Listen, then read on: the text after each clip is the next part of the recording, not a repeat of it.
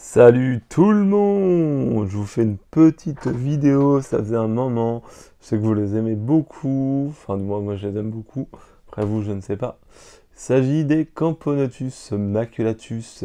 C'est un peu mon espèce chouchou en élevage. Et voilà, donc je voulais vous faire une vidéo parce que j'ai un gros développement, c'est-à-dire qu'elles ont fait un espèce de simili-diapose. Après, elles ne voulaient plus faire de diaposes. J'avais vraiment du développement. Là, donc là, depuis début janvier, elles ont commencé à refaire du couvain et il y a de l'activité. J'ai même plein de cocons. Vous voyez, ça, c'était toutes les larves que j'avais pendant la diapose, enfin du moins de l'été dernier.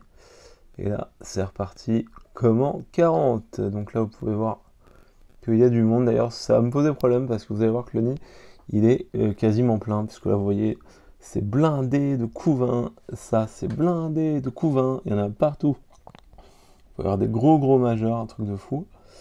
Donc vraiment, une de mes espèces préférées. Donc vous voyez qu'elles arrivent à passer quand même au niveau des salles. Ça, c'est un peu embêtant. Donc j'ai quelques... Quand je les stresse comme ça, quand je bouge le nid, bah, elles se coincent, mais elles arrivent à se décoincer. J'ai eu quelques pertes, mais vraiment minimes. Ça, c'est vrai que c'est un côté un peu le défaut. Là, vous pouvez voir des ouvrières. Vous pouvez voir une ouvrière qui a bien mangé la jelly.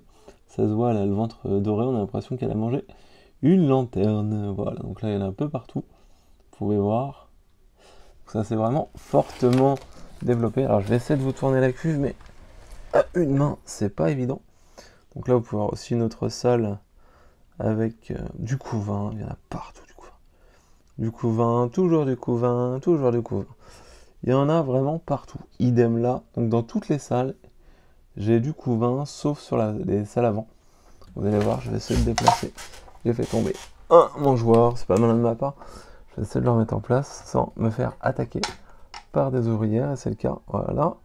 Donc là, vous voyez qu'elles ont mis un peu d'humidité dans le nid. Alors cette espèce aime le sec, mais là, le fait de ne pas avoir été chauffé et que là, je les ai remis progressivement à chauffer, je pense que ça a dégagé de la condensation. Et également, le nid, ça c'est un point que je vous ferai en retour sur ce produit, c'est que le nid est superbe, parce que vous voyez, ça se développe du feu de Dieu, mais il n'y a pas assez de ventilation. Donc c'est pour ça que je n'utilise plus le couvercle pour le moment.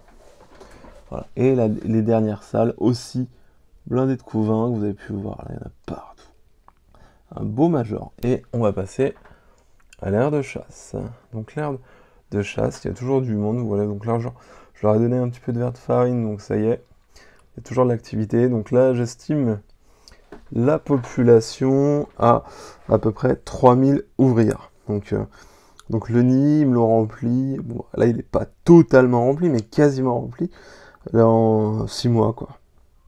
Il était à moitié quand je les ai mis dedans, puisqu'elles étaient quand même au moins 1000 quand elles ont été installées au mois d'août, de mémoire. Je sais plus quand je les ai installées. Juillet ou août, je sais plus. Ouais, peut-être juillet. Eh bien, là, ça a c'est fortement développé. Voilà, vous pouvez les voir. On va bien les voir avec les majors. Je sais pas si les couleurs vont bien ressortir. On peut bien voir là les couleurs des ouvrières et des majors. Donc comme je vous l'avais expliqué sur cette espèce, il y a plusieurs variantes au niveau des colorations. Donc ça c'est une souche qui est plutôt claire, mais ce n'est pas la plus claire. Il y avait également ma petite fondation que j'ai cédée. Je n'aurais peut-être pas dû, parce qu'au final c'est vrai qu'elles étaient jolies, mais on peut pas tout garder non plus. Voilà. Donc on peut voir vraiment... Moi, c'est une espèce que je surkiffe, quoi. Et on peut voir vraiment les majors qui sont énormes, quoi, tout simplement. Y a pas à dire, elles sont vraiment énormes. Je sais pas si vous allez voir par rapport à mon doigt. Elles sont vraiment très gros. Donc, je vais éviter de mettre mes doigts, parce que sinon, tout le monde va m'arriver dessus. Je vais faire pincer. Et également, vous pouvez voir, c'est un motif caractéristique. Ça se voit sur les majors et sur la gine. C'est toujours cette espèce de damier au niveau du gastre. Vous voyez, ça fait comme des points crème. Elles ont tout ça au niveau... Les jeans ont tout ça en tout cas.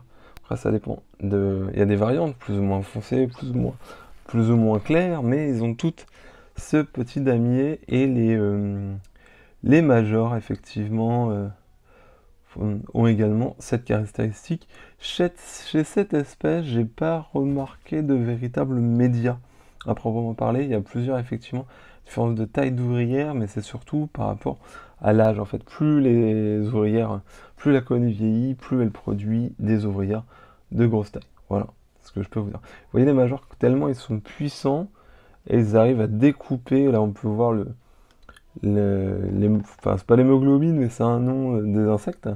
Et hop, ils arrivent forcément à l'ouvrir.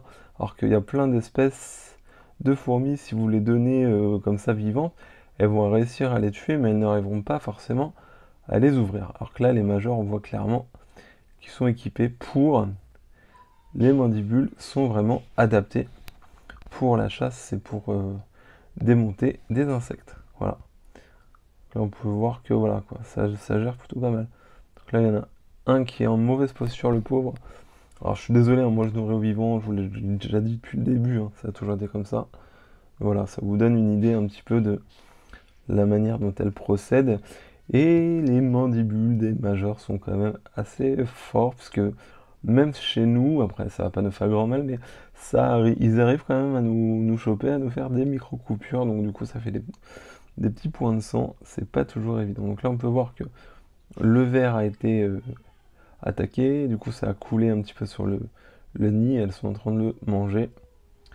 Voilà, le reste du jus du ver qui en colle partout, mais bon ça c'est pas très grave. Elles vont le consommer très vite, voilà. Je vous remercie de m'avoir regardé, j'espère que la vidéo vous a plu. Bonne journée à vous, salut, salut, salut!